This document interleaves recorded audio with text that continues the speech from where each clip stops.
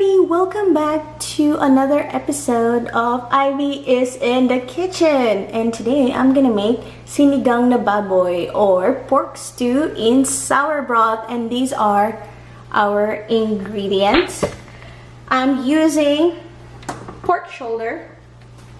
We have here labanos or daikon radish. Instead of kangkong or water leaves, I'm using bok choy. And we have here okra, at least 15 to 20 pieces of those. And we have here medium-sized red onion, 2 pieces of tomato that's cut in quarter.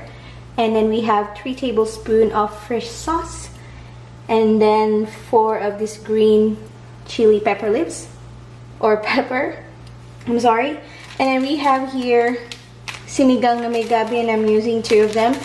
The only thing that makes it really good is I'm also putting pork cubes or pork bouillon.